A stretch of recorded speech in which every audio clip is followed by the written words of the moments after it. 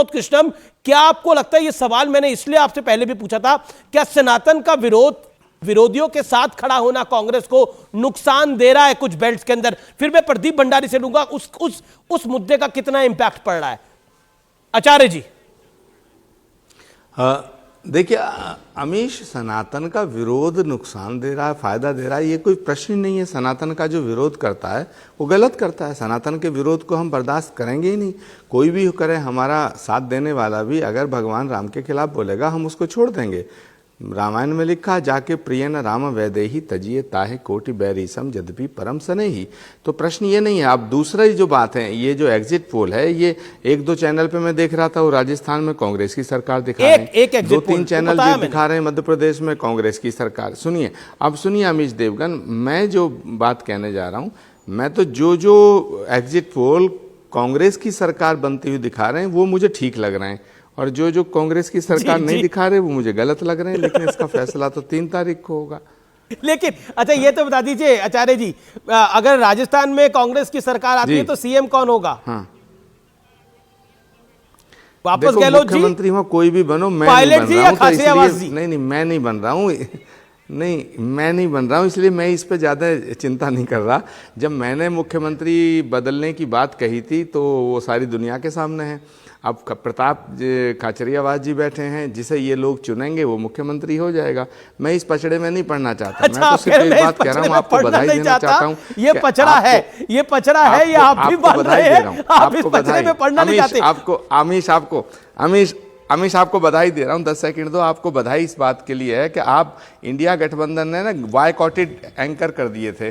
अब आपके शो में आज टीएस सिंह देव भी आए, जीतू पटवारी आए, प्रताप खाचरियावास आए, मैं भी आ गया, और हम आपके पहले भी शो में गए। तो अब कम से कम कांग्रेस के तमाम वरिष्ठ नेता आ रहे हैं, मुझे नहीं लगता वो विषय भी अब रहा है, कांग्रेस के अंदर भी है, कांग्रेस के बाहर भी। लेकिन प्रताप सिंह खाचरियावास, एक पॉइंटेड सवाल आपसे मैं लूंगा। मेरे साथ प्रदीप भंडारी है। प्रदीप भंडारी, सनातन को लेकर भारतीय जनता पार्टी ने एक बड़ी हाई पिच कैंपेन चलाई, और उस हाई पिच कैंपेन का क्या नुकसान हो रहा है कांग्रेस पार्टी को? Your take on that Pradeep. देखिए, मध्य प्रदेश के अंदर कांग्रेस पार्टी जो हार्ट ऑफ हिंदी हार्टलैंड है, वहां पे कांग्रेस पार्टी को एज इसीलिए नहीं हो पा रही है क्योंकि 2 कारणों की वजह से।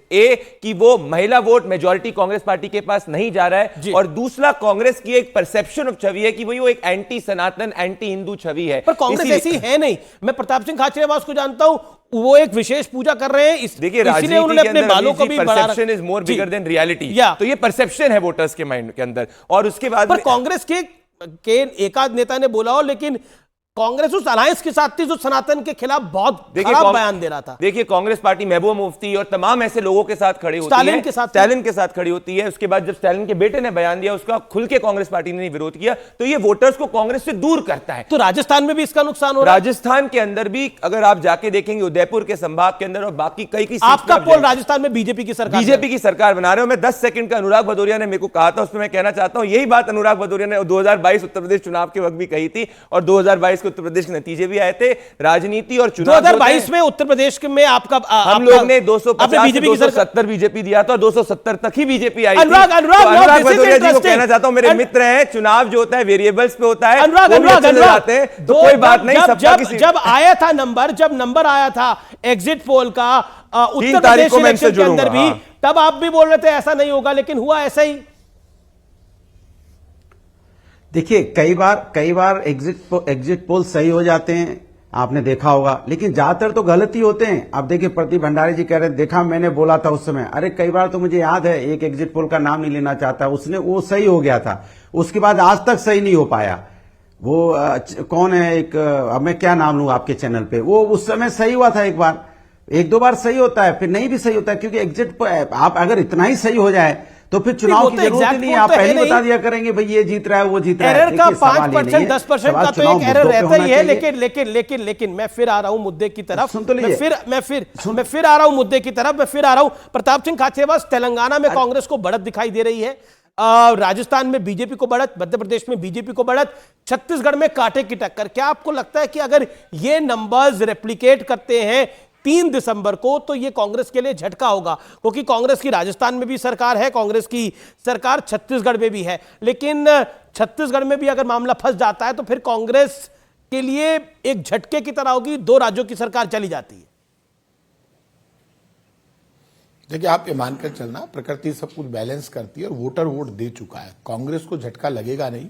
जो रिजल्ट आ रहे हैं, जो आंकड़े आ रहे हैं, वो मैं ये इस बात को आ रहा हूं कि कांग्रेस विन करेगी राजस्थान, छत्तीसगढ़ और मध्य प्रदेश।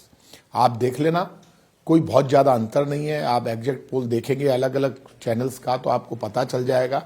और मैं ये मानता हूं जो एग्जैक्ट पोल आया है उसके विपरीत बीजेपी तो पता नहीं क्या क्या हवा बना रही थी, लेकिन वो स्थितियां बदलने लगी है। राजस्थान में, मध्य प्रदेश में और छत्तीसगढ़ में कांग्रेस विन कर जाएगी, आप देख लेना। मेरा ये मानना है कि कांग्रेस ने जो चुनाव लड़ा है वो अपने डेवलपमेंट और पब्लिक वेलफेयर के मॉडल पे लड़ा है और वो डायरेक्ट रिलीफ पहुंचा है और गारंटी पे भी लोग भरोसा करते हैं। इसलिए जल्दीबाजी होगी ये कहना कि बीजेपी सरकार बना लेगी, लेकिन ये नेक टू नेक बिल्कुल फाइट रहेगी। और आप देख लेना, आप कह रहे हैं नेक टू नेक फाइट रहेगी। आसान नहीं है बीजेपी के लिए सरकार बनाना। जी, शुक्रिया आप तमाम लोगों का, बहुत बहुत शुक्रिया हमारे साथ जुड़ने के लिए, बहुत बहुत शुक्रिया। एक सवाल प्रदीप भंडारी, मध्य प्रदेश में आप बीजेपी को आगे रख रहे हैं, राजस्थान में आप बीजेपी को आगे रख रहे हैं, छत्तीसगढ़ में कांग्रेस को आगे रख रहे हैं, बिल्कुल। तेलंगाना के अंदर कांग्रेस पार्टी जो है वो बीआरएस से ज्यादा सीट लाएगी।